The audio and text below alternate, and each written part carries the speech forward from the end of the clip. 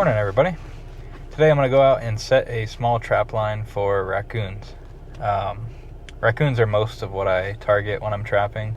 I mainly trap them in areas that I duck hunt or turkey hunt, or areas where ducks and turkeys nest. Raccoons are very efficient, effective nest predators in the spring for both species. So I usually try to target those areas specifically and try to knock down the numbers a little bit in those areas. Give the turkeys and ducks a little bit better chance of successfully hatching some chicks in the spring. I'm going to do a couple different kinds of traps, couple different kinds of sets probably.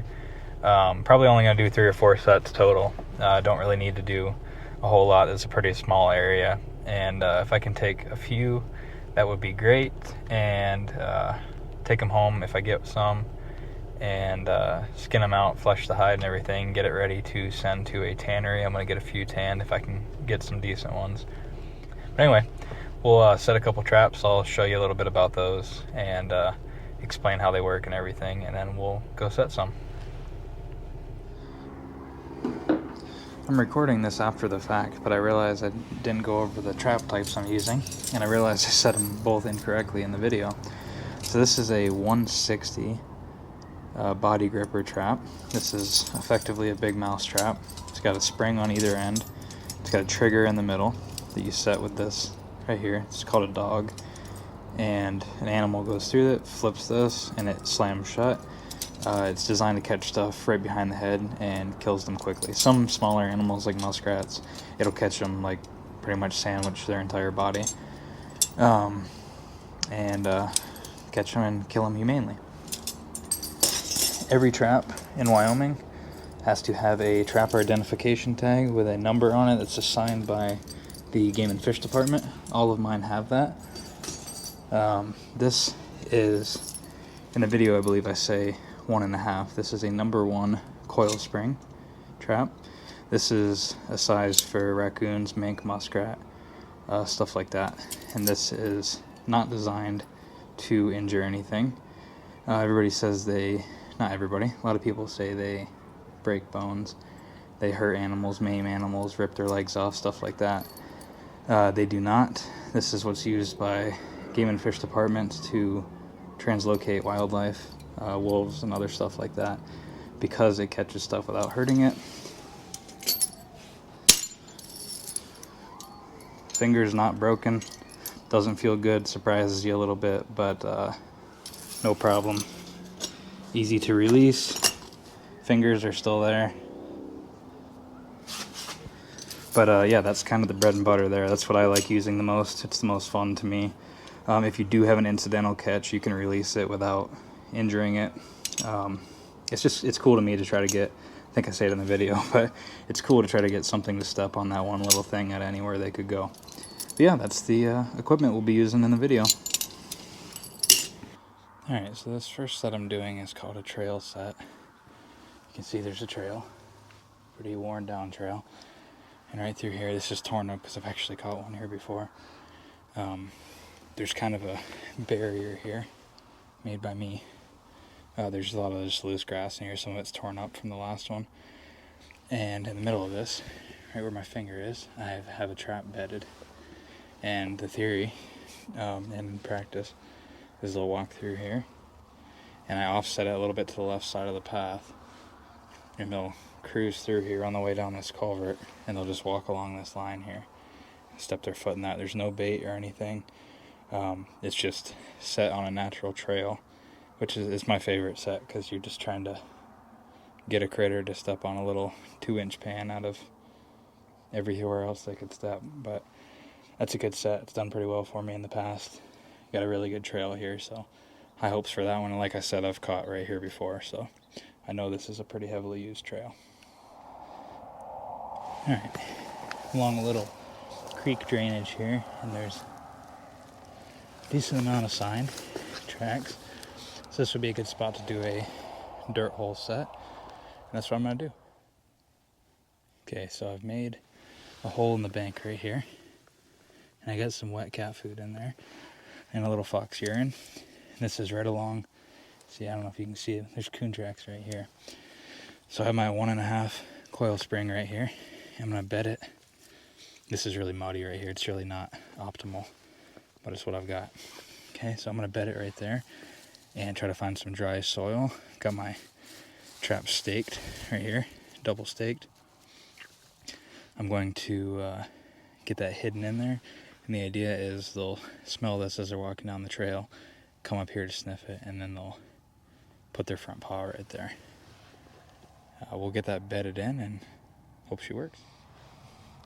Okay, that one's bedded in and somewhat hidden. I've definitely done better work than that, but I have really wet soil right here. I need to bring some sifted dirt with me, but it's the best I can do. But anyway, bedded pretty well, and we'll see what we get right there. Possibly nothing, but it's in a good spot, I think. We'll give her a try.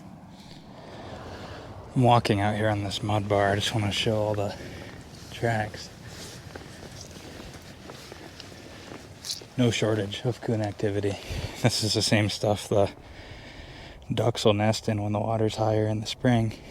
So that's why I'm targeting this area. Yoink. This is a box set I just made. I'm not very confident with these. I never do very well.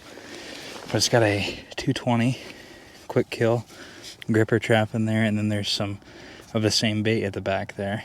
The idea is, again, I'm right along a trail. The idea is they smell the bait, try to go in there, and that is effectively a very large mouse trap. Kills them very quickly. This is something I don't use in areas where there's potential for other catches, like cats or anything. Not that I'm a huge fan of feral cats, but still don't want to risk catching something important. So I have it set up here along a pretty decent trail, and we'll see. Like I said, don't have a whole lot of confidence in those, but it's worth trying to diversify a little bit. All right, going to check the first set. This is that trail set. It's in a culvert.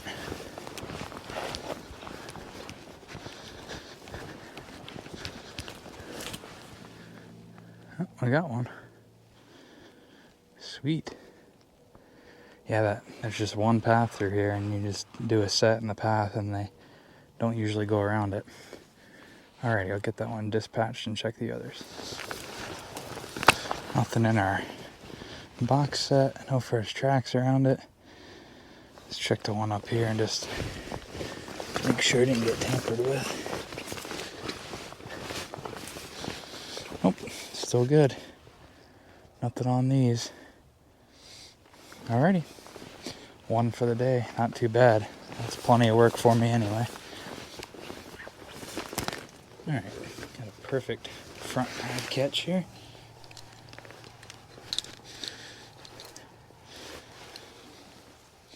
Nice boar, big guy. It's cool. I'm gonna remake this set again in the same spot because you can see there's a really nice trail right there. Set it back up and hope to get another one. There's a big coon. Nice guy. Usually the ones that get out of here are a little darker. Got some ducks, little side mission. Merganser. Got a hen mallard. Good eats and acceptable. That one will be jerky. But yeah, pretty nice one. Take him home and get him skinned up and fleshed. Put up on a board. Okay, got him in the vise. Gonna make our first cut. Just want to give a disclaimer. I am not a professional at this part. Haven't had enough practice to get really good at it. I'm sure you'll see in the fleshing process. I'm gonna cut holes in the hide and everything. Definitely not a professional, but I enjoy it. It's fun to learn. So we'll make our first cut here and bring him outside and get him on the gambrel. So I'm just gonna take this first cut knife right here, and I'm going to cut from foot to foot around the vent and the reproductive organs to make him easier to skin. You skin him like a sock. I'm not gonna make any cuts down the middle of his body or anything. I'm just gonna peel him back. Okay, insert right at the heel here.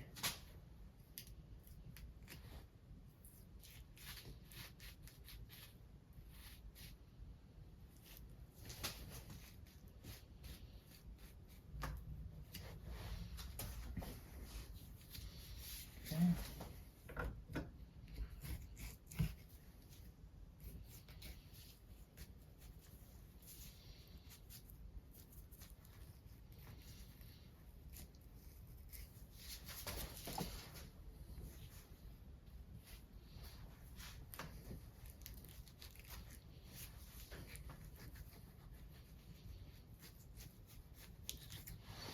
Okay, got them opened up all the way across.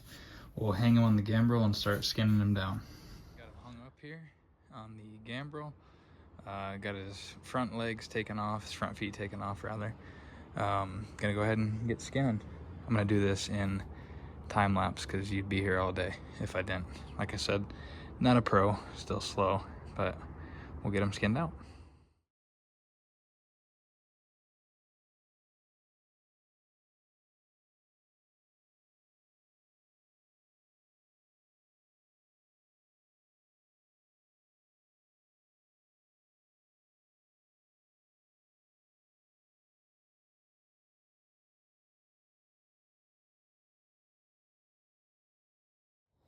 Alrighty, he's all skinned out.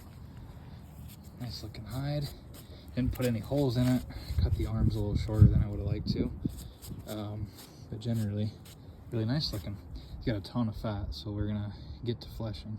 This is the part I often have trouble with, putting holes in it by accident. I'm using a 2-handle fleshing knife, and then I also have, not pictured, a little hand scraper for the tougher bits in areas I don't want to cut through.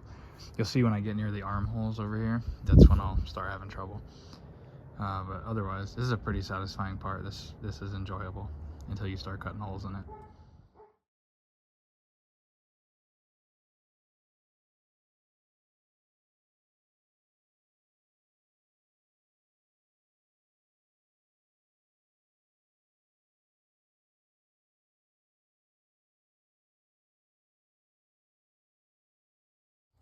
That part, very tedious. Got it pretty clean. I mean, there's still a little bit. I'll clean it up a little bit as it dries. Some of that stuff gets easier to scrape off. Lots and lots of fat. Got one small hole there, and I got one decent size one right in the middle. Definitely cut the armhole short, but what can you do? The side of it that'll be displayed is this side. So as long as that's looking more or less okay. I'm sure I need to go over a few spots again. Like I said, not a pro, but not too bad. Get better with each one. Okay, boarding process is done. Got a couple tacks here. He stretched down. These boards are pre-made to size. I'm just using some online specs I found. This is just a sheet of plywood that's trimmed into the right shape and length. Got tacks down at the bottom and got a piece of mesh to keep the tail open so it dries. A few spots here where there's like a significant amount of fat. I'll come back and clean those up. But yeah, he's tacked up, ready to dry. He'll dry for at least a week before he's like form fit, to where he's not gonna roll up or deform or anything. And as he dries, I'll scrape off any fat that's not drying out. Coons, I have trouble getting all the fat off of them. I always do. Another thing I'm gonna do that I'm not showing here, because I don't have one at the moment, they're downstairs. You have to put a board in the belly going down there, or it'll shrink and you won't be able to pull it off the board. Ask me how I know. But yeah, that's pretty much it. That's the process. Pretty much start to finish. Alrighty, that's gonna do it for today's video. Got the coon from today all boarded up, good to start drying. Got the one from the other day boarded up as well. They'll dry for a little bit, a couple weeks probably. I'll pull them off and I'll end up storing them in the basement so the bugs don't get to them. Hopefully I'll get a few more, try to get a beaver too, at least, maybe a coyote, and try to send everything as a batch.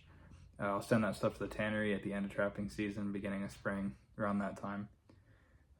Yeah, thanks for watching. Please like and subscribe. If you have any questions, please drop them below. If you have any suggestions, feel free to let me know. Like I said several times, this is something I enjoy a lot, but I'm not great at it. I don't claim to be an expert by any means, so I'm always looking for pointers. All right, thanks for watching.